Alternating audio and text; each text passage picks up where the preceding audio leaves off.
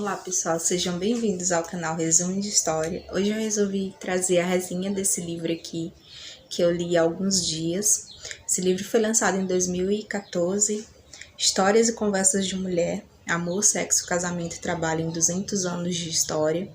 É de autoria da Mary Del Priore, que é professora, historiadora e escritora, que tem mais de 40 títulos publicados.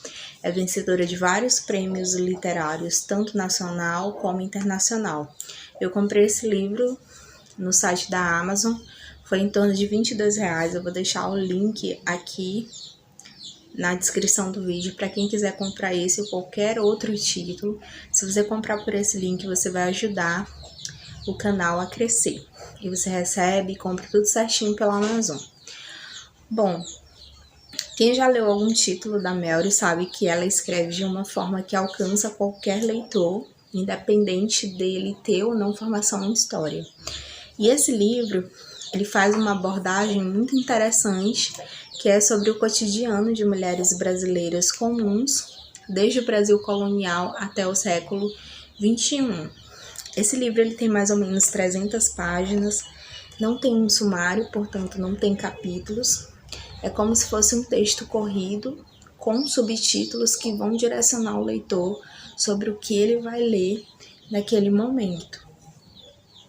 No livro é abordada a história da mulher brasileira, nesse contexto o nascimento do patriarcalismo brasileiro, o controle das instituições sociais como a igreja e a família sobre a mulher, além da inferiorização do feminino pela medicina. Para facilitar a minha compreensão, eu resolvi dividir o livro em duas partes. A primeira é sobre a condição da mulher do Brasil colonial e do Brasil imperial, e a segunda parte é a condição da mulher no século XX e século XXI. Na primeira parte, nós temos a mulher com um papel social resumido em procriar e educar os filhos, e também ser responsabilizada tanto pelo sucesso como o fracasso do casamento. Era uma mulher submissa, dependente da figura masculina, seja ela o pai ou o marido, uma mulher que não podia ler, não podia escrever, trabalhar e nem sair de casa porque eram coisas mal vistas pela sociedade. E dentro desse contexto, a autora ela aborda várias temáticas, como por exemplo, o casamento como negócio. Ninguém casava por amor, era um negócio entre famílias. Inclusive, era muito comum o casamento entre parentes, primos, meio-irmão, considerando o casamento uma união entre iguais. Rico casava com rico, branco com branco, pobre com pobre e etc. E nós temos também um ponto muito interessante, que é sobre a importância do casamento, que foi internalizado na mulher do século XVI até hoje, inclusive. Aquela mulher que precisava casar para garantir a proteção, precisava de um marido para ser cuidado, principalmente para torná-la mãe. E um ponto interessante do livro é sobre a influência que a igreja tinha sobre a família. A igreja ela era responsável por instruir as mulheres de como ser uma boa mãe e esposa, além de interferir na vida do casal. A igreja ela era responsável pela ética sexual dos casais, instruía como um casal deveria fazer, a posição para conceber um filho. E a finalidade do sexo entre os casados era única e exclusiva para ter filhos. As mulheres da época tinham o casamento como um objetivo e a maternidade era questão de honra. Já os homens tinham uma dupla moral. Enquanto eles exigiam uma moça respeitável e casta para casar, eles também frequentavam os prostíbulos das cidades para fazer com as mulheres que trabalhavam nesses locais aquilo que a igreja proibia que ele fizesse com a sua esposa. Os casais eles não tinham liberdade sexual, que era controlada aí pela igreja. Tem um tema que é bastante abordado pela autora, que é o adultério, que nos faz refletir sobre as permanências, ou seja, os costumes que atravessaram séculos e ainda estão entre nós. O homem ele não era julgado por cometer adultério, pelo contrário, a sociedade não via mal algum em ter outras mulheres, exceto a igreja, contando que ele assistisse financeiramente os seus filhos e a sua esposa. Mas se uma mulher ela fosse flagrada cometendo adultério, ela não seria julgada com o mesmo peso que um homem era julgado.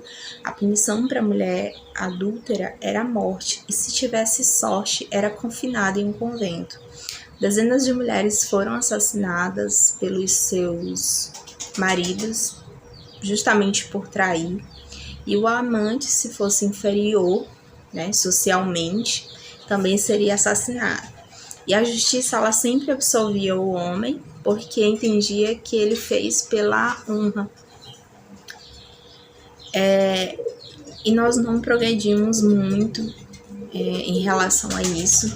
A mulher ainda hoje é duramente julgada como vagabunda, enquanto o homem é taxado de garanhão, pregador e etc. Já na segunda parte do livro, nós temos as mudanças sutis que foram ocorrendo aí a partir do século XX, com a industrialização ascendente, né, e a urbanização nos grandes centros. As mulheres foram conquistando alguns direitos, entre eles o trabalho e também o direito ao voto. Lembrando que somente a mulher alfabetizada poderia exercer o direito ao voto. Ainda assim, esse momento abriu um mundo de possibilidade para as mulheres. A partir da década de 60 e 70, nós teremos algumas transformações mais radicais que foram, inclusive, chamadas de revoluções, porque vamos ter o surgimento da pílula anticoncepcional, da penicilina contra a sífilis e outras liberdades femininas. Só teremos um retrocesso na liberdade com a chegada da AIDS, mas até lá a mulher já conquistou alguns espaços. Tem uma parte no livro que eu achei bem marcante, que são as pesquisas desenvolvidas pelas revistas da época, que entrevistavam as mulheres dos anos 90. Essas mulheres elas eram conservadoras e tímidas, mas que educavam as filhas para conquistar sua independência. Mesmo o casamento ainda sendo um sonho da grande maioria das mulheres, a mãe da década de 90 rompia com a educação que ela teve da sua mãe, que a filha casasse, mas que fosse independente. A autora cita algumas permanências na sociedade, como, por exemplo, o machismo, que inclusive é reproduzido por mulheres. Um outro exemplo é a questão do casamento, né, que podia ser anulado se o noivo constatasse que a noiva não fosse mais virgem. Isso estava no Código Civil de 1916, século passado, e foi revogado agora, nos anos 2000. Então é algo muito recente e é um resquício de uma sociedade machista que foi estruturada lá no período colonial. Ainda na década de 60 e 70, a educação dos filhos e filhas era com pesos diferentes, reproduzindo a cultura machista de que o homem não precisava fazer as tarefas domésticas, mas a mulher sim. Isso está tão internalizado em nós que quando a gente vai presentear as crianças, nós fazemos distinções. Por exemplo, para as meninas, nós damos boneco, conjunto de cozinha, brinquedos que remetem à imagem do lar. Já para os meninos, nós damos carrinho de controle remoto, avião e etc. Então, é uma leitura que nos faz refletir sobre algumas atitudes nossas enquanto sociedade. Enfim, é um livro maravilhoso. Toda mulher deveria ler para entender o quanto foi demorado ter o que nós temos hoje. Sem falar que alguns dos nossos direitos ainda são bebês, né? O direito ao voto, por exemplo, tem só 89 anos, não tem um século. Esse livro destaca a luta de inúmeras mulheres que buscavam algo que hoje nós temos, que é a liberdade. Apesar de ser utópica em alguns sentidos, hoje a mulher casa com quem quer, se quiser casar.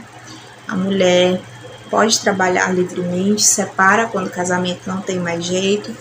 Tem a liberdade de estudar, tem a liberdade sobre o seu corpo, de poder escolher entre ser mãe ou estudar e vice-versa.